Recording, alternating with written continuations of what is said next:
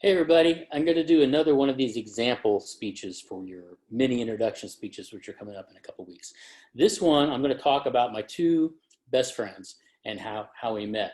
Okay, but I'm going to start, in Beardstown at the river. Okay, so one of the things you probably never guess about me is I used to sing a lot. I was never really a musician. I just liked to sing. And so here I am in high school doing the madrigals, and I also did swing choir, and I did musicals and musical theater in my community stuff. And can you see me? I am third from the left. I'm hiding back there, right? But I used to sing, and I kept doing that over the years as I went from place to place. I grew up in Illinois, went to school in Indiana, lived in Austin, lived in Dallas, lived in Seattle, lived in Boston, then to Chicago, and that was sort of like a common thread for all of this was music. And interestingly enough, when I was in Boston, the group I was singing with, I met one of my best friends, right, David Lin. This is David on the left hand side, right over here, right. His name is Xiao Lin, but he goes by David. David is a doctor. He's got his MD. He's got his PhD. He does biogenetic research. Let's see, he speaks about 5 languages. He's a classical pianist. He's a vocalist, and he makes incredible Chinese cuisine. That dude can cook, right? And on top of this, he's probably the most humble, most kind, most generous person you're ever going to meet. He's just a phenomenal person, and I'm very, very lucky to have him as a friend. He's like my brother from another mother, right? And we met singing in Boston. He was standing next to me in the chorus, and we just became best buds. All right, so here we are, getting ready to do some singing. This is actually, we were in an opera together, and this is in the summertime there in Boston. And that's David in the middle, and this is our friend Leon on the right, and then me, right? And we're in costume backstage. We called ourselves the Tenor Tribe. We were all tenors, and a bunch of us tenors hung around together, and we called ourselves the Tenor Tribe, right? And then here's a picture of David back home in Taiwan. He's Taiwanese, right? And this to his left is Guy, his mentor. Guy is actually French. French is one of the languages David speaks, and Guy is a retired opera singer. He's the one who works as David's vocal coach and has for decades now. On the far left is David's sister, his older sister actually, and she acts as an MC. David does vocal recitals about once a year. He's doing vocal recitals, and his sister is his MC. And second from the left is his pianist, and she always accompanies him when he does his recitals. So this is them in Taiwan before the big show, and music is still a very big part of his life. Okay. Now, and here we are. Once a year, his medical career brings him to Chicago, and so we usually, when he's in Chicago, I usually drive up and spend a couple of days seeing him. That's the two of us underneath the bean in Millennial Park in Chicago, right? And I talk to David all the time, even though he's thousands of miles away, and I see him maybe once or twice a year. That's about it. Okay. Now then, my other good friend. Okay. Kind of goes back to this picture. Now, you might recognize this picture. This is what I'm still using as my Canvas profile picture, right?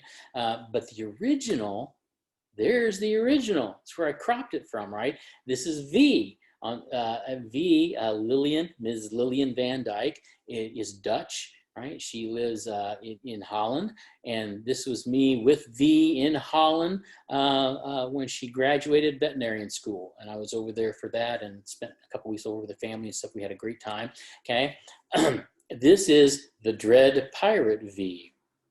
Now, V found me on the internet, on YouTube of all places, and the reason she found me is I used to have a YouTube channel, and I used to post music, mostly old film scores or songs, stuff from musicals, things that I wasn't finding on YouTube that I thought should be on there. And based on some of the stuff that I was posting, she was looking for a song from the musical Man of La Mancha, and she thought I might have it. And so she wrote to me, and lo and behold, I did have it.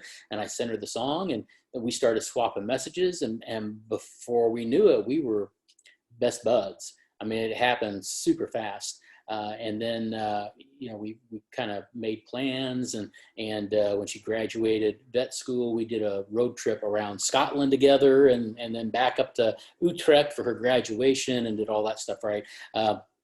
We just became inseparable. Now, one of the things, now I'll mention that, right? This drawing is a self-portrait that she whipped out on a napkin, because it turns out we both loved The Princess Bride. And so that became a joke, being pirates and Princess Bride, and she was the Dread Pirate V, which is the nickname that she has, right? But then she does fantastic drawings. This is her Kingfisher. You'd never know she was not a professional illustrator. I mean, just fantastic. This girl has chops, right? Just beautiful drawings. So she's multi-talented. Now, this is V and I at my sister's house in Sellersburg for Thanksgiving, way back when, I don't know, 2014 or something like that, right? But we're hanging out with the family, and she's been over several times. In fact, she was here just about a year ago, I think, and came and stayed with me in Salem for a while. But back in Holland, she's actually somewhat infamous now, because she's a vet, and her vet clinic uses her for public relations all the time. So whenever they have to get a story out, or reporters want to talk about some issue or something, they usually send V to do it. So this is a snapshot of a newspaper page in Holland, and there's V, you know, talking with the kids and the dog. And then I'm going to zoom in on that picture. So there she is, and she actually gets a fair amount of recognition over there, because she's constantly out in front of the public doing this thing. Now, there's a more recent picture of her, and she's very happy. She's got her second tattoo, her cosmic cat. And this sort of goes back to why she's sort of infamous, because V is actually one of only a handful of vets in the Netherlands who is officially recognized as a cat advocate. She's gone through all the special training.